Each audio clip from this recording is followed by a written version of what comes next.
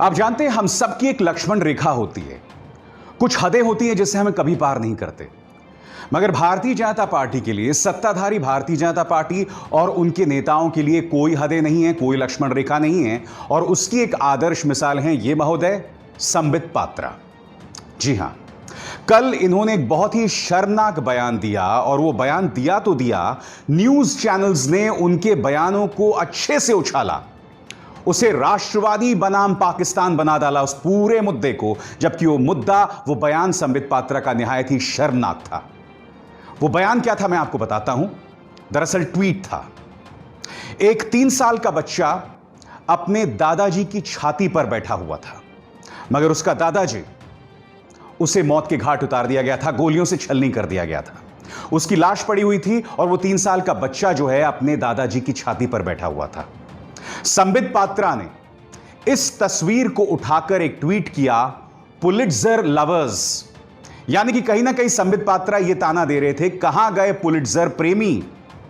ऐसा वो क्यों कह रहे थे? क्योंकि आपको याद होगा, कुछ दिनों पहले जम्मू कश्मीर के रहने वाले 3 फोटोग्राफर्स को पुलिट्जर ने सम्मानित किया था।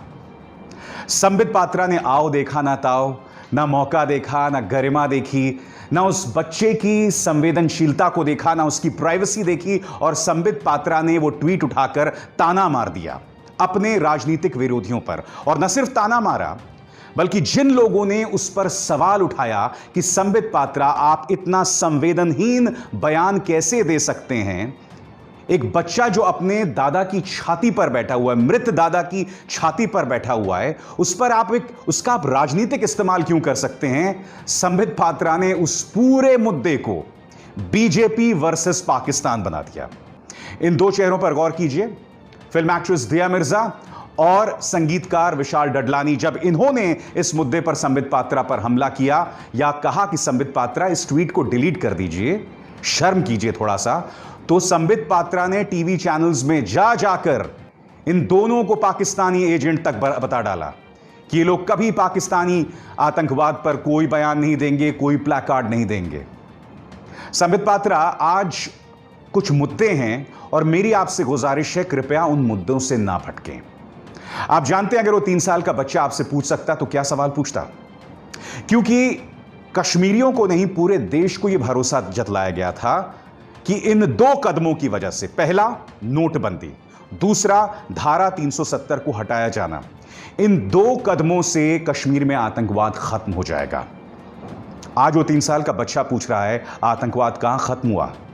क्योंकि अगर आतंकवाद खत्म हुआ होता तो मेरे दादाजी इस तरह से जमीन पर पड़े ना होते, खून से लथपथ, जिनकी तस्वीर को तुमने संबित पात्रा इस्तेमाल किया अपनी ओछी राजनीति के लिए। शर्म तुमको मगर आती नहीं। संबित पात्रा, तुम भूल चुके होगे मगर देश की जनता नहीं भूली। और मैं सिलसिलेवार तरीके से आपको याद दिलाना चाहूंगा कि नोटबंदी हो या धारा 370, इसको लेकर हमारे बड़े नेताओं ने क्या कहा था। सबसे पहले आर्टिकल 370 को लेकर वेंकैया नायडू की एक बुक रिलीज में क्या कहा था गृह मंत्री अमित शाह ने, आप खुद सुनिए। एज अ होम मिनिस्टर मेरे मन में जरा भी कंफ्यूजन नहीं था कि धारा 370 के बाद क्या होगा। मैं निश्चित रूप से मानता हूं कि धारा 370 हटने के बाद कश्मीर के अंदर आतंकवाद की समाप्ति होगी और कश्मीर विकास के रास्ते पे आगे बढ़ जाएगा। सुना आपने, साफ तौर पर अमित शाह ने कहा कि धारा 370 हटाए जाने के बाद आतंकवाद खत्म हो जाएगा। आज ये सवाल तुम्हारे सामने संबित पात्रा, उस मुद्दे का इतना घटिया इस्तेमाल करने के बजाय आपको इस सवाल का जवाब देना चाहिए कि आतंकवाद कहां है, कहां गया आतंकवाद? उस दादाजी की लाश पर बैठे उस बच्चे के इस सवाल का जवाब दे पाओगे तुम संबित पात्रा?